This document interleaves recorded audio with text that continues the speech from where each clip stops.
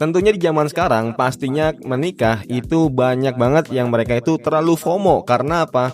Karena mereka itu mikir kalau misalnya, wah gila cuy, teman-teman gue udah pada nikah, ya kali gue nggak nikah. Nah, tapi lebih banyak korban-korbannya atau pelakunya ini yaitu cewek sendiri. Karena apa? Karena kebanyakan cewek itu mereka itu udah terlalu gengsi. Kalau misalnya umurnya itu udah 24, 25, 26. Kalau misalnya dia mikir udah umur 23, 24, itu tandanya mereka itu udah tua gitu.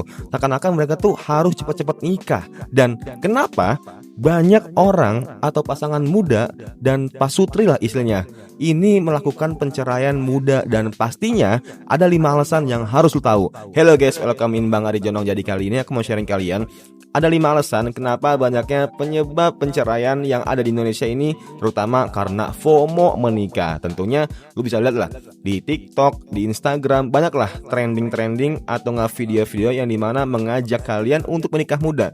Sebenarnya nggak salah, tapi buat kalian, apalagi khususnya itu buat cewek, tahan dulu. Jangan sampai kalian menikah hanya ingin dinafkahi aja, bukan karena dari keinginan pribadi untuk beribadah segala macamnya. Karena kebanyakan dari wanita, mereka itu udah capek bekerja, udah capek untuk menghasilin duit buat sendiri. Nah, makanya mereka itu menikah berharap untuk dinafkahi sama suaminya ya guys ya. Yang pertama tentunya alasan kenapa banyaknya penceraian di pasutri atau pasangan menikah muda, yaitu menikah karena tekanan sosial atau pressure-nya, bukan karena kesiapan pribadi.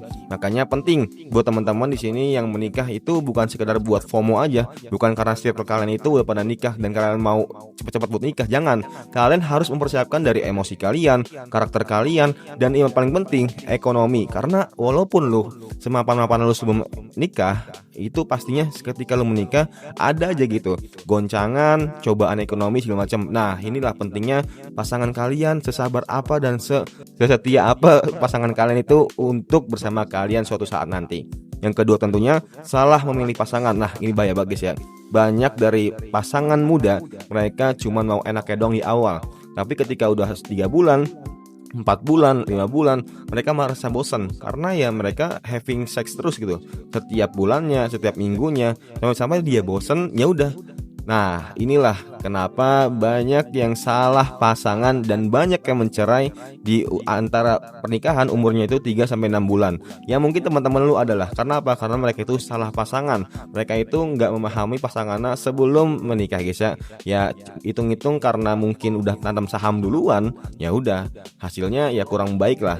Apa yang diawali itu dengan baik pastinya akan berakhir dengan baik. Apa yang diawali dengan tidak baik pastinya berujung tidak baik. Yang ketiga tentunya ekspektasi tidak sesuai dengan realistis. Tentunya banyaklah cewek-cewek yang udah berekspektasi kalau misalnya menikah dengan dia pastinya gue akan dinafkahi 5 juta per bulan, 10 juta per bulan, ekonomi di keluarga gue aman segala macamnya. Tapi kenyataannya, realistisnya, ketika suaminya itu pelit, suaminya itu pilih-pilih, suaminya itu nggak mau ngasih nafkah ke istrinya, nah pastinya lu akan kecewa. Dan inilah kenapa pentingnya jangan terlalu berekspektasi tinggi ketika lu menikah. Dan tentunya lu harus tahu dari sifat, tingkah laku, sampai dalam-dalamnya gimana karakternya si suami itu atau enggak istri lu itu sendiri.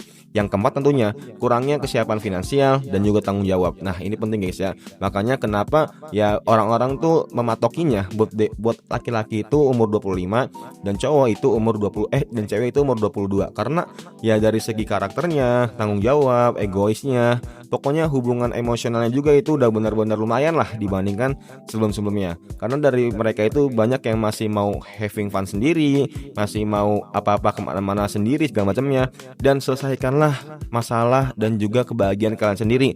Jangan sampai ketika kalian udah menikah, kalian malah ingin kemana-mana sendiri, tapi kalian lupa sama suami dan istri kalian.